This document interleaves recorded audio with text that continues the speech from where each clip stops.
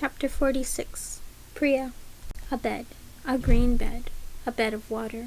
She was beneath a swirling river, and it was overgrown with lotus flowers. Their roots snarled around her wrists and her throat. She twisted and turned within them, disturbed by the fact that the liquid around her wasn't cold, but hot. She had a distant memory that it had been painful once, a scalding heat, but now it moved around her with the same warmth and sluggish consistency as blood.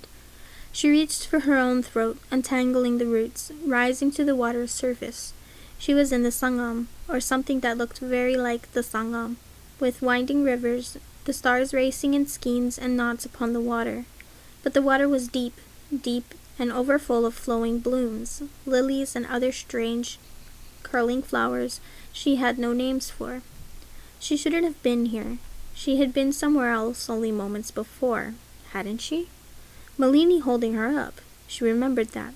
Malini holding her and her voice commanding Priya to remain with her, to stay, please. Sapling. Look. She looked again at the water she'd risen from. Through the dark, she saw a body. Her own face lay beneath the sediment, her own hair a loose cloud of black fronds. Those were her own eyes, closed as if in sleep. From her chest bloomed a great lotus, bursting through exposed ribs. From her eyes streamed marigold petals, flecked gold and carnelian, sleeping from beneath the closed lids. Not a reflection. She knew it wasn't that, and if she hadn't been sure, she saw beneath it, in the slow, shifting gray of the water's bed, a dozen more tangled figures, held by lotus roots, their hair coiling in the water, their bodies half root and half flesh, beautiful and strange. The body that was so like her own, that lay above the rest, was moving. The mouth opened, and within it was a flower that unfurled in thorns, vibrant blue and black, its heart a cosmos. She gave a gasp and shifted back in the water, trying to swim, to turn. But the ropes of the great lotus roots held her. The body was rising from the water, its eyes opened, gold-petaled, crimson as blood. It waded toward her, touched fingers to her jaw. Its fingers were warm as sacred wood. Its smile was red. It wasn't her. Couldn't be her. It stroked her cheek. "Look at you," it said in a voice that wasn't her own. "You are so new, and yet so hollow." "What are you?" Priya whispered. "Don't you recognize what you worship?" her reflection asked. It smiled. Priya flinched, a full-body flinch of surprise, and the Yaksa laughed. The water was blood-hot, the Yaksa's form carved wood and flesh, its eyes a bloody bloom. "You've cut out your heart to meet me," it said. "Won't you ask me a boon?" Priya said nothing. She couldn't. She was silenced by awe and wonder, and the Yaksa only shook its head, black petals falling from its shoulders, and kept on smiling. "I want to go back," Priya said finally. "Please." The Yaksa nodded. Its fingers drew back, but not before one fingernail sharpened, fine as a needle, and drew a line of blood from her cheek. It held a hand that was like her own to its face, touched her blood to its lips. "Oh, sapling," whispered the creature, "we'll meet again, you and I, one way or another." And the creature reached for Priya and kissed her square on the mouth. For a moment she saw the whole world. She saw the ocean roiling at the edges of Parijatvipa's great subcontinent.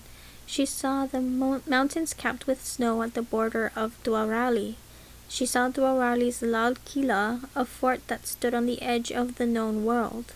She saw Parijat and the imperial Mahal in Haringsar, surrounded by flowers.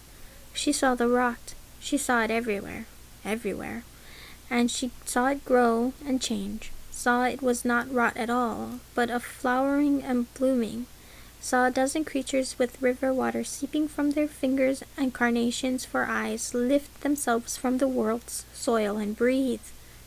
She woke, not with a gasp or a start, but slowly, as if she'd only been dreaming, as if she'd not been in the Sangam at all. She lay on a sleep mat on the floor of a house that was squat and cool, smelling sweetly of damp. Malini sat next to her on her knees. She flung herself over Priya, embracing her. "What?" "What is this place you've led us to?" Malini asked. voice dangerously low. "The woman won't let me leave this room, and the man—" Malini went abruptly silent. Priya felt her pull back, her face calm again, her eyes demurely lowered. And there, behind her, was Elder Chandni. Priya's heart gave a sharp thud. She felt the presence of a sibling, or so she thought, someone like family. A sharp needle thorn in the tangle of the forest. She had not expected this. Childhood. Chandni at her writing desk. Chandni's hand in her hair. The feast, the blood, the fire. Chandni stepped further into the hut, into the semi-darkness, but Priya could see her. Her face with its angular cheekbones and hair that had gone fully gray, bound back in a bun low at her neck. She had new wrinkles and a way of walking that spoke of pain. "Your companion brought you here," said Chandni. Her voice was soft. It took a moment for Priya to realize she was speaking in classical Ahirani, excluding and uncomprehending Malini from the conversation. "She said you asked to be brought to this place." Priya swallowed. Her throat was dry. She felt a little like she was still trapped in some terrible fever dream. "I did. And yet I don't think you knew you would see me, did you?" Chandni's eyes tracked every movement of Priya's face, every tick and twitch of muscle in her body. Priya wished she had Malini's ability to leech all feeling out of her own expression, but she didn't. Still, she wouldn't flinch, not here. She stared at Chandni's unblinking until her eyes burned as fiercely as the thing knotted in her chest that she had no name for. "I sensed someone like me was here," said Priya. "But no, I didn't expect you." "Did you think me dead?" "I hoped you were," thought Priya. But in the next beat she knew it wasn't true. However, neither answer was going to help her or leave Malini unscathed. "All the temple council are dead, elders and children alike. Or should be," Priya said. "Some of us chose to die with the children," said Chandni, "and some of us chose this." This, Priya looked around, mold upon the wooden walls, the scuttle and worm of insects through boards decayed and speckled with damp, the drip of broken roof. Malini was watching her with hooded eyes, apparently indifferent, but Priya knew better. "It isn't much of an exile," Priya managed to say. "You're still in Ahiranya." "Not exile," Chandni said. "Still soft. So soft." She took a step closer, and Priya realized it was not gentleness as she'd first supposed, but the lulling voice one uses with a feral animal, to calm it before the leash or the slaughter.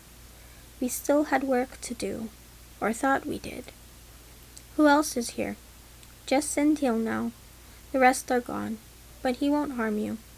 Chandni leaned down with difficulty. She placed a hand on Priya's forehead. Priya did not move, only stared back at her. "How did you save me? I thought the waters had me." "I didn't," said Chandni. "You survived on your own, Priya, just as the children taken to the sick room at the temple did, or did not." They looked at one another, distrustful, distorted reflections in the half-light. "Your fever is gone." Chandni lowered her hand. "That's good. You'll live then." "If I'd known it was you, I would never have come," Priya said. "I would have expected you to kill me the moment you laid eyes on me." "I should not have let you live, Priya," said Chandni. "Not then, and not now. I should have killed you when your companion brought you here. That's true enough." "So why didn't you?" Priya asked, suddenly angry.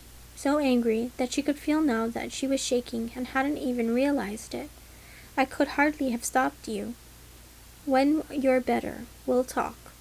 Chandni began to rise, and Priya gripped her by the shoulder. She did not hold tight. She didn't need to. Chandni's bones were sharp points beneath her hand, fragile as shell. "I'm well now," Priya said in Saban, the common tongue, flowing so much more easily from her lips. "I'm well now, and now we'll talk." "I am the stronger one," Priya thought, holding Chandni's gaze fixedly. "I am not a child anymore, and you will give me answers." "Well then," said Chandni, now in careful Zaban, "if you're healthy, get up. Follow me outside and we'll talk. Alone." Chandni did not do her the kindness of looking away as she struggled to her feet. Malini stood with her, hands clasped neatly before her. She didn't follow as Priya and Chandni made their way out of the room, though Priya could feel the weight of her gaze. Priya ached, every part of her. The great strength she'd possessed right after rising from the deathless waters was gone, leaving her completely drained. But at least she was no longer feverish or dying. She felt mostly like herself, and herself was furious and tired, flayed bare. She didn't know if it wanted to strangle Chandni or weep over her. "This way," Chandni said. Using the wall for support, she guided Priya toward the back of the hut. Senthil sat by the edge of the hut, a hood drawn over his head. He looked to be sleeping, but Priya was sure he was not. "You didn't sleep when a child you tried to murder returned to your home full grown." "How have you lived since the temple council fell?" Chandni asked. "Fell," repeated Priya. "That doesn't really capture what happened." Chandni was silent for a moment, then she said, "Never mind." Some of the softness seemed to leave her then, and its place was slightly bowed shoulders, a sudden lowering of her head. She looked defeated. "What is the worship called in the oldest Ahirani texts?" Chandni asked eventually. "I don't know," said Priya. "I taught you once." "I don't remember." Chandni turned to look at her. In the daylight, her face was pinched and creased, almost brittle. "The hollowing," Chandni told her. "It's called the hollowing." She looked away from Priya then, making her laborious, slow way around the building's perimeter. "We believed we understood it. Hollowing to scrape you clean of weakness. Hollowing to make you a vessel for truth and knowledge. Hollowing for purity." A pause. "Then your siblings entered the deathless waters and returned with strangers living behind their eyes. And we understood that we were wrong. Whatever returned wore their skins, but it was not them. And then the rot began. Whatever lies in you, whatever returned within them, was the mother of the rot. A blight. We had to end it before it ended the world. The emperor feared you and wanted you dead. We wanted the rot to end. We thought it was right." Priya thought of her siblings, little Nandi, Sanjana. Her voice shook when she spoke. "We were just children." "The thrice-born were young elders, ready to join our circle, not children anymore, and the rest in exhalation." Priya was not sure if it was a sigh or a pained breath, as Chandni stopped and steadied herself. "Children who can change the shape of mountains and compel root and leaf, they are not children anymore. They are something that only looks like a child. We had a duty, Priya." "Then why did you save my life?" Priya asked. "If we were monsters that needed destroying for the sake of your duty, why did you try to spare me?" "Sometimes we do foolish things," Chandni said, sorrow in her voice. "It doesn't matter any longer. That time is long gone. You need only understand this, even if you don't forgive it. We sought to stop the rot from growing and spreading. We were afraid of what would become of the world, and we came here to seek a way to protect our Ahiranya, to destroy the rot that remained, and to mourn." Her voice cracked a little. "Now, for your own sake, step carefully. Follow my lead." Behind the hut where Senthil and Chandni lived lay an empty glade. Perhaps it had once been used to grow vegetables or keep animals, but now its ground was untouched by human hands, covered in a whirling knot of grasses with a slithering thickness of hair. At the center of the glade was one single tree. In the ground around it were stakes, pieces of wood, hammered deep into the soil. "You may look at the tree," said Chandni. "Inspect it as is needful, but don't cross the perimeter of sacred wood." It was a great mangrove-like thing, that tree, with its wizened trunk and drooping branches laden with small leaves as pale as pearls. Priya walked toward it, the heat of sacred wood a pulsing heartbeat before her. "What is this?" Priya said. "What?" She'd been wrong to think the trunk was simply wizened. Here, close now, she could see the rot of it, the pink of wounded flesh between the striations of wood, the breathy pulse of the roots loose-limbed against the soil. The faces. Saroj, Bojal, not all the elders, but enough of them. Priya felt the bile rise in her throat. "It began soon after we arrived. The first began to sicken and die. As he died, the tree changed, stole his soul, I think. Then the second, the third. Now only Senhil and I remain, waiting. Her voice was terribly calm. Whatever curse lay in you and your fellow children, well, it lay in us too, it seems, although it manifests as you see. Their bodies? Burned. But it doesn't matter. The rot has us. A curse beyond death, I think. Priya heard Chandni step closer and thought for the first time that there was an almost wooden creak to her movements, that her skin had not simply looked pinched but fissured like bark in the light. Priya stared not at Chandni but at the tree before her, the rot of it, the justice of it. You're wrong to think we were a symptom of the rot. We're the cure. I'm sure of it. She tilted her head until she was staring at canopy-slashed sky, blinking back unwanted tears. I've been told the thrice-born could control it, maybe banish it. Who told you? Was it true? Could they control it? They could, Chandni said after a pause. Yes. You were fools, Priya said, choking on her grief, her anger. All of the children had deserved better than the death they'd had. She thought of Sanjana's smile, Nandi's gentle eyes, and was crushed with the weight of how hollow they hadn't been, how hollow the world was without them. We were the answer all along, and you discarded us, destroyed us. Perhaps, Chandni said heavily. There's no perhaps, Priya said thickly. Was it worth it then? Murdering my brothers and sisters. For a belief. Priya turned. Chandni was looking at the tree. Perhaps she was thinking of the other lost elders who had been like kin to her. Perhaps she thought of the children they had murdered. It was the choice we made, Chandni said finally. We believed you were monsters. We believed you are not. We did what we thought was right, and you may now condemn us for it, but it changes nothing. Why am I still here? You were born on the Hirana, Chandni said, resigned. Not simply temple-raised, but temple-born. You know that. I do, but born or reared, we were all taken from our birth families and given a new family, old bonds severed. Priya said, that was the price of rising to the status of a temple holder, wasn't it? Give up blood family, choose a family of brothers and sisters in service. And my family burned upon the Hirana. She thought of Chandni's hand upon her hair as she slept. She thought of what it meant to be temple-born when all other children were adopted into service. She knew what it meant, what was unsaid between them, and it didn't matter. If I had blood family, that's what I would tell them. Ah, said Chandni, then I suppose I saved for sentimentality, for a dream I should have put aside. I told you it was foolish.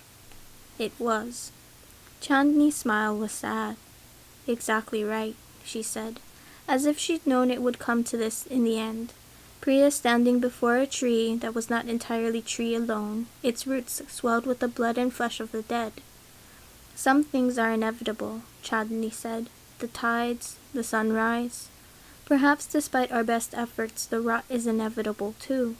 And you are inevitable. She looked once more at the tree. I am too old and tired to do more. So this is my answer, Priya. I allow you to live now because I cannot stop the tide. Chandni shook her head. Now, if you're well, you should go.